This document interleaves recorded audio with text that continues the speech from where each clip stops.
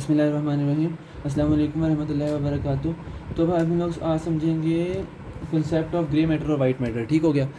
उससे पहले हम लोग ना बस एक छोटी सी ये देखते हैं कि जो हमारे पास नर्वस सिस्टम है ना, इसको हमारे पास ना ये दो टाइप्स ऑफ सेल्स से बना होता है। एक हमारे पास न्यूरॉन्स, ठीक हो गया, और दूसरे हमारे पास जो सेल्स होते हैं वो हमारे पास होते हैं न्यूरोग्लियल सेल्स। अब न्यूरॉन्स जो है ना, ये हमारे पास बेसिक फंक्शनल सेल्स होते हैं, ठीक हो गया, और जो न्यूरोग्लियल सेल्स हैं हमारे पास सपोर्टिंग सेल्स होते हैं। तो हमने पढ़ा था हिस्टोलॉजी में भी, हमने पढ़ा है कि जो हमारे पास प्रॉपर फंक्शनिंग सेल्स होते हैं ना, उनको हम लोग कहते हैं टिश्यू के अंदर पैरेन्काइमा, और जो हमारे पास सपोर्टिंग सेल्स होते हैं जो उनको हम कहते हैं सोमेटिक सेल। तो हमारे पास जो इसके अंदर पैरेन्काइमा है ना, वो हमारे पास हम कह सकते हैं कि न्यूरॉन्स जो है ना वो मिलकर हमारे पास नर्वस सिस्टम का पैरेन्काइमा बनाता है। जो सोमेटिक पार्ट है वो हमारे पास न्यूरोग्लिया बनाते हैं, क्योंकि हमारे पास न्यूट्रिशन और सपोर्ट प्रोवाइड करते हैं हमारे पास for the proper functioning of neurons. अच्छा, अब हम लोग देखते हैं ग्रे मैटर और वाइट मैटर को। तो ग्रे मैटर और वाइट मैटर होते क्या हैं बेसिकली। तो जो हमारे पास है ना ग्रे मैटर और वाइट मैटर, ठीक हो गया।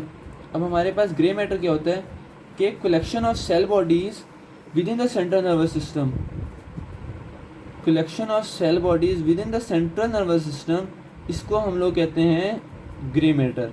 और वाइट मैटर क्या होता है कि यही जो हमारे पास सेल बॉडीज होते हैं, इनका जो एक्सॉन निकलते हैं ना, इनका आपस में एक बंडल बन जाए inside the central nervous system. इसके अंदर जो मेन चीज़ है ना वो सेंट्रल नर्वस सिस्टम है, बिकॉज ग्रे मैटर और वाइट मैटर जो है हमारे पास सिर्फ सेंट्रल नर्वस सिस्टम के अंदर होते हैं। तो जो collection of cell bodies within the central nervous system, इसे कहते हैं ग्रे मैटर। और जो हमारे पास कलेक्शन ऑफ एक्सॉनल बंडल्स या axons of these cell bodies, इसको हम लोग कहते हैं वाइट मैटर। तो अब हम लोग ना इसको ना फर्दर देखते हैं, डिवाइड करते हैं कि अगर हमारे पास नर्वस सिस्टम है ना, इसको हम लोग सेंट्रल नर्वस सिस्टम और पेरिफेरल नर्वस सिस्टम में डिवाइड करते हैं, ठीक हो गया। और peripheral nervous system basic division तो सेंट्रल नर्वस सिस्टम की ही है, लेकिन पेरिफेरल को हम साथ इन कंपैरिजन पढ़ेंगे। तो जो हमारे पास सेंट्रल नर्वस सिस्टम है ना, इसमें मैंने बताया कि हमारे पास ग्रे मैटर होता है और वाइट मैटर होता है, ठीक हो गया। ग्रे मैटर क्या होता है collection of cell bodies within the central nervous system, और वाइट मैटर होता है collection of axons within central nervous system. अब पेरिफेरल नर्वस सिस्टम के अंदर अगर हमारे पास सेल बॉडीज हमारे पास कलेक्ट हो जाए तो उससे हम लोग कहते हैं गैंग्लिया। अब गैंग्लिया और ग्रे मैटर दोनों के दोनों क्या है, कलेक्शन ऑफ सेल बॉडीज़ हैं, सिर्फ लोकेशन की बेसिस पे हैं फ़र्क है, और इसकी वजह से हमने उनका नाम चेंज कर दिया।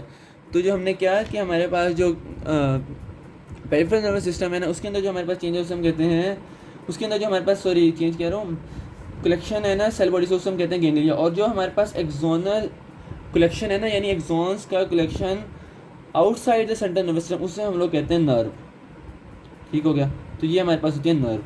अब नर्व और हमारे पास वाइट मैटर का हमें फ़र्क पता चल गया, और ग्रे मैटर और गैंग्लियन का फ़र्क समझ आ गया। अब हम आगे चलते हैं इनकी क्लासिफिकेशन के ऊपर। जो हमारे पास ग्रे मैटर है ना, ये हमारे पास डिवाइड होती है टू टाइप्स में, ये टाइप्स में नहीं, मतलब इनको हम इसको दो नेम्स देते हैं हम लोग, एक कॉर्टेक्स और दूसरा हमारे पास न्यूक्लियस। अब कॉर्टेक्स क्या होता है कि अगर मैं ड्रा करूँ, ये हमारे पास हेमिस्फीयर है, तो जो ग्रे मैटर जो है ना, जो हमारे पास आउटसाइड पड़ा होगा, जो कि हमारे पास हेमिस्फीयर की सरफेस पे होगा, जो कि हमारे पास सुपरफिशियली होगा, इस सारे के सारे ग्रे मैटर को हम लोग कहते हैं कॉर्टेक्स, ठीक हो गया। और न्यूक्लियस क्या होता है कि जो हमारे पास ग्रे मैटर के कुछ टुकड़े जो कि हमारे पास डीप स्ट्रक्चर्स में डीप पड़े हों, उनको हम लोग कहते हैं न्यूक्लियस। तो एक तो हमारे पास हो गया कि ये हमारे पास सुपरफिशियल होता है और ये हमारे पास होता है डीप, ठीक हो गया। दूसरा ये कि ये हमारे पास जो होता है, ये जो हमारे पास कॉर्टेक्स है ना, ये हमारे पास लार्ज होता है, यानी साइज में बड़ा होता है, और इसके अंदर से वाइट मैटर हमारे पास निकल रहा होता है, ठीक हो गया। लेकिन हमारे पास जो ये है ना, इनके अंदर से भी निकल रहा होता है, बट बिकॉज ये हमारे पास डीप पड़े होते हैं, तो इनकी बेसिक कैरेक्टरिस्टिक ये क्या है कि ये पीसीस हैं उसके ग्रे मैटर के, जो कि हमारे पास एम्बेडेड होते हैं इनसाइड द वाइट मैटर। यानी इनकी दूसरी कैरेक्टरिस्टिक क्या है कि हमारे पास एम्बेडेड होते हैं इनसाइड वाइट मैटर। इस न्यूक्लियस को हमने उससे कंपेयर नहीं करना जो कि हमारे पास न्यूक्लियस है सेल का। सेल के अंदर भी न्यूक्लियस होता है, लेकिन ये हमारे पास कलेक्शन ऑफ सेल बॉडीज़ है, जिसको हमने न्यूक्लियस दे दिया। क्योंकि हर जिस तरह हम एटम में पढ़ते हैं कि जो सेंटर होता है वो न्यूक्लियस होता है, तो हर सेंटर पार्ट को न्यूक्लियस कहते हैं, बिकॉज ये भी डीप स्ट्रक्चर्स होते हैं, सेंटर में होते हैं, तो इस वजह से हम इनको कहते हैं न्यूक्लियस। अब ये याद रखना है कि ये जो डिवीजन है ना ग्रे मैटर की, बिकॉज ग्रे मैटर हमारे पास सेंट्रल नर्वस सिस्टम में होता है ना, सेंट्रल नर्वस सिस्टम के दो पार्ट्स होते हैं, ब्रेन भी स्पाइनल कॉर्ड भी। तो ये जो क्लासिफिकेशन है हमारे पास ये ग्रे मैटर की, ये हमारे पास सिर्फ ब्रेन के अंदर है, यानी fore brain, mid brain, hind brain. ये हमारे पास स्पाइनल कॉर्ड में नहीं है, बिकॉज स्पाइनल कॉर्ड के अंदर फिक्स पोजीशन रहती है और हमारे पास उसको हम लोग हॉर्न्स में डिवाइड करते हैं, जो कि हम पिछले वीडियोस में पढ़ चुके हैं कि हमारे पास पीछे वाले जो हॉर्न होते हैं उनको डॉर्सल हॉर्न कहते हैं ऑफ ग्रे मैटर, और आगे वालों को mental horn of grey matter. ठीक हो गया, तो ये हमारे पास होगी ग्रे मैटर की क्लासिफिकेशन। अब हम करते हैं वाइट मैटर की क्लासिफिकेशन। ठीक हो गया, वाइट मैटर की 3 क्लासिफिकेशन है। एक हमारे पास होते हैं ट्रैक्स। ठीक हो गया, अब पहले हम इसको देखते हैं कि जो भी हमारे पास बंडल्स ऑफ वाइट मैटर जो कि हमारे पास नीचे वाली इन्फॉर्मेशन को ऊपर लेके जा रहे हैं और ऊपर वाली इन्फॉर्मेशन को नीचे लेके जा रहे हैं। फॉर एग्जांपल, अगर मेरे कोई पैर पे कोई चीज़ चुभती है, कोई कांटा चुभता है, तो जो हमारे पास मुझे वो सेंसरी सेंसेशन जो कि ऊपर लेके जा रहे हैं ब्रेन तक, और जो हमारे पास मोटर सेंसेशन जो कि मुझे ऑर्डर देंगे, मेरा ब्रेन ऑर्डर देगा कि अपना पैर जल्दी से हटा लो, रिफ्लेक्स एक्शन जो नीचे लेके आ रहे हैं। तो ये जो हमारे पास वाइट मतलब एक्सोनल बंडल्स हैं ना, इनको हम लोग कहते हैं ट्रैक्स। ठीक हो गया, ये हमारे पास 2 तरह के होते हैं, असेंडिंग ट्रैक्स और डिसेंडिंग। अब ऊपर कौन सी इन्फॉर्मेशन ब्रेन तक जा रही होती है, ऑब्वियसली सेंसरी, तो असेंडिंग ट्रैक्स को हम लोग सेंसरी ट्रैक्स भी कहते हैं। और ऊपर से नीचे क्या इन्फॉर्मेशन आ रही होती है, ऑर्डर आ रहा होता है हमारे पास, तो मोटर आ रही होती है, तो डिसेंडिंग ट्रैक्स को हम लोग मोटर ट्रैक्स भी कहते हैं। ठीक हो गया, दूसरी जो स्ट्रक्चर है हमारे पास वो हमारे पास है कमिशर्स। ये क्या होते हैं, जो हमारे पास right side of the body को, अगर ये राइट और लेफ्ट, तो जो right side of the body को लेफ्ट से जोड़े और लेफ्ट को राइट से, इनको हम कहते हैं कमिशर्स। ये हमारे पास कहाँ पे होते हैं, जो ब्रेन में हमारे पास जो राइट हेमिस्फीयर होता है, लेफ्ट हेमिस्फीयर होता है, तो जो इन दोनों हेमिस्फीयर्स को आपस में जोड़ती है ना, इसको हम लोग कहते हैं कमिशर्स। ठीक हो गया, और जो बेसिक जो सबसे बड़ा कमिशर है ना, एक एग्जाम्पल मैं देता हूँ, वो हमारे पास है कॉर्पस कोलोजम। ये हमारे पास बिगेस्ट कमिशर है पूरी बॉडी के अंदर, जो कि राइट को लेफ्ट पार्ट से और जोड़ता है लेफ्ट को राइट से। ठीक हो गया, जो हमारे पास तीसरी वाइट मैटर की क्लासिफिकेशन है वो हमारे पास, उसको हम कहते हैं एसोसिएटिव फाइबर्स।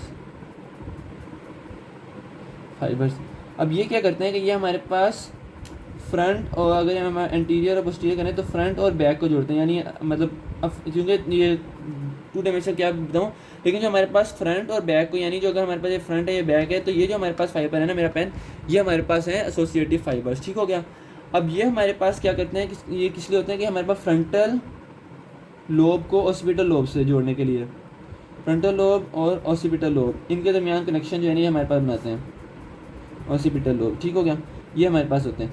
अब यहाँ पे ना एक चीज़ आती होती है कि difference between nerves and tracks.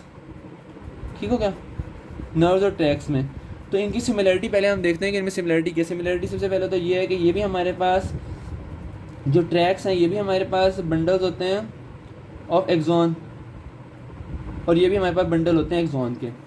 अब डिफरेंसेस क्या हैं इनके अंदर, कि हमारे पास ट्रैक्स जो होते हैं ना ये सेंट्रल नर्वस सिस्टम के अंदर होते हैं, नर्व्स जो होती हैं ना ये हमारे पास पेरिफेरल नर्वस सिस्टम के अंदर होते हैं। ठीक हो गया, यानी ये ट्रैक्स जो हैं ये सिर्फ और सिर्फ, अगर मैं ये रफ सा ब्रेन ड्रॉ करूँ, ये हमारे पास पॉन्स, मेडुला और स्पाइनल कॉर्ड, तो ट्रैक्स सिर्फ और सिर्फ यहाँ पे होंगे। ये जो हमारे पास है ना नीचे ऊपर जाने वाले और ये नीचे आने वाले, ये हमारे पास हैं ट्रैक्स।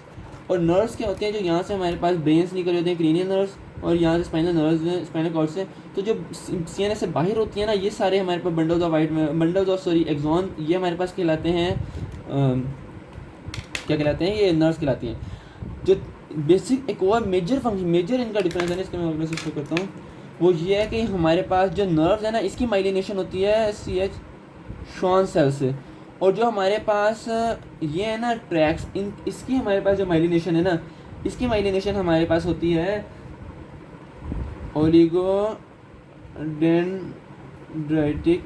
सेल्स के ज़रिए से। ठीक हो गया, अब इन दोनों में हमारे पास ये क्यों इतना इंपॉर्टेंट है, बिकॉज कि अगर हमारे पास कोई भी ऐसा हमारे पास कुछ डिजीज़ होती हैं जो कि शॉन सेल्स को इफेक्ट करती हैं, तो जिसके अंदर हमारे पास शॉन सेल्स इफेक्ट होंगे, तो हमारे पास नर्व्स की डिमाइलिनेशन होगी लेकिन ट्रैक्स इंटैक्ट रहेंगे। ये हमारे पास सिनेरियो में आ सकता है, फिजियो में भी आ सकता है।